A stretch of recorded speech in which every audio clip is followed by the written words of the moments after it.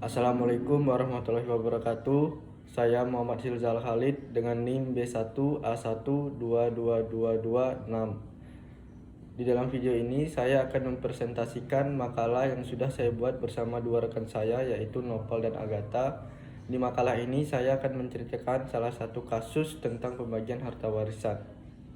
Baiklah, saya akan mulai tentang latar belakang. Salah satu bentuk hukum yang diterapkan di Indonesia dalam rangka mengatur hubungan hukum antara masyarakat Indonesia adalah hukum Islam.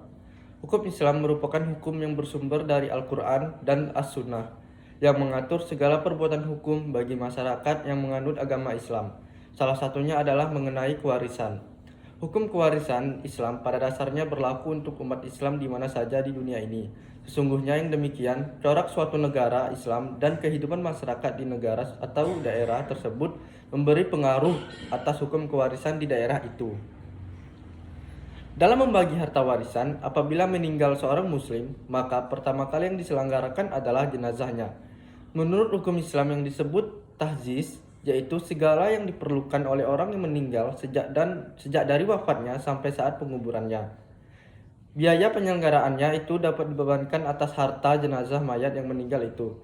Kemudian membayar utang si mayat, baik itu utang kepada Allah maupun kepada sesama manusia.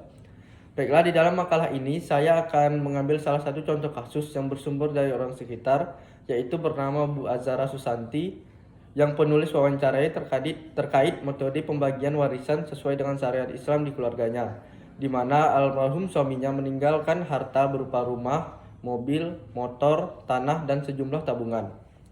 Adapun masalah yang akan kita bahas dalam video ini yaitu bagaimana proses pembagian warisan di keluarga Bu Zahra Susanti beserta kesepakatan antar keluarga terkait harta yang ditinggalkan. Tujuan penulisan ini yaitu untuk mengetahui cara penyelesaian warisan keluarga Bu Zahra Susanti dan mengetahui sistem penyelesaian warisan dalam perspektif hukum warisan Islam. Baiklah, saya akan masuk ke dalam pembahasan. Sebelum saya masuk ke dalam kasus Bu Zahra, di sini saya akan menjelaskan unsur-unsur waris, yaitu ada 3. Yang pertama, pewaris. Pewaris ialah seorang yang telah meninggal dunia dan meninggalkan sesuatu yang dapat beralih kepada keluarganya yang masih hidup. Yang kedua, harta warisan. Harta adalah barang yang menjadi kekayaan. Selanjutnya yang ketiga yaitu ahli waris. Ahli waris adalah orang yang mempunyai hak harta warisan yang ditinggalkan oleh seorang yang telah meninggal dunia. Baiklah, di sini saya akan melanjutkan kasus kami yaitu tentang Bu Zahra, bahwa suaminya yaitu Pak Sigit meninggal akibat serangan jantung di umurnya yang menginjak 46 tahun. Suaminya meninggalkan istri beserta 3 orang anak, di mana 1 orang laki-laki dan 2 orang perempuan. Yang laki-laki berusia 21 tahun dan 2 orang perempuan berusia 19 dan 15 tahun. Adapun harta warisan yang ditinggalkan oleh Pak Sigit yaitu ketika harga dijual, tanah beserta kebun kelapa sawit seluas 8 hektar seharga 1 miliar, rumah, selanjutnya mobil Toyota Innova tahun 2020 seharga 289 juta, motor NMAX harga 21 juta, dan tabungan di bank sejumlah 400 juta. Menurut keterangan Bu Zahra yang ditinggalkan oleh Pak Sigit, rumah yang ditinggalkan oleh Pak Sigit tidak dijual sehingga keluarga yang masih ditinggalkan masih tinggal di sana dengan kesepakatan semua ahli waris. Berkaitan dengan ketentuan yang pasti dalam pembagian warisan dan keinginan pihak tertentu dalam keadaan tertentu yang menuntut cara lain. Tuntutan keadilan dan kerelaan ahli waris seringkali pembagian harta tidak mengikuti ketentuan kewarisan Islam, tetapi dilakukan secara perdamaian. Ini berarti adanya kesepakatan semua ahli waris untuk menempuh cara pembagian warisan di luar cara ditentukan oleh syariat. Dari data di atas dapat disimpulkan bahwa total harta yang ditinggalkan Pak Sigit senilai 1,7 miliar. Ternyata Pak Sigit memiliki utang di bank sebanyak 200 juta, sehingga bagaimana dijelaskan apabila seorang muslim meninggal dunia maka didahulukan membayar utangnya. Artinya total semua setelah dikurangi dengan utang atau warisan yang ditinggalkan yaitu sebanyak 1,5 miliar. Selanjutnya kita akan memasuki ke pembagian warisan keluarga Pak Sigit. Yang pertama, ibu.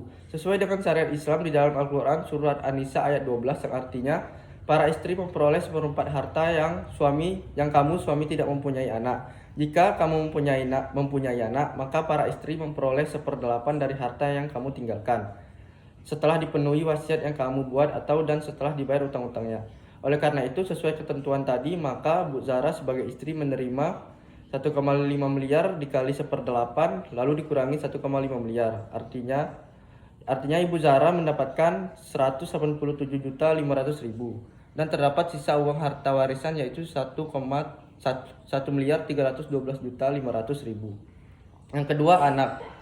Untuk pembagian anak, sesuai dengan syariat di dalam Al-Quran surat An-Nisa ayat 11 yang artinya Allah mensyariatkan bagimu tentang 9 pembagian pustaka untuk anak-anakmu, yaitu bagian seorang anak laki-laki sama dengan bagian 2 anak perempuan. Jadi pembagian terhadap anak keluarga Pak Sigit sesuai dengan yang dijelaskan bahwa anak laki-laki dan anak perempuan mendapatkan perbandingan 2:1. 2 untuk laki-laki dan 1 untuk perempuan.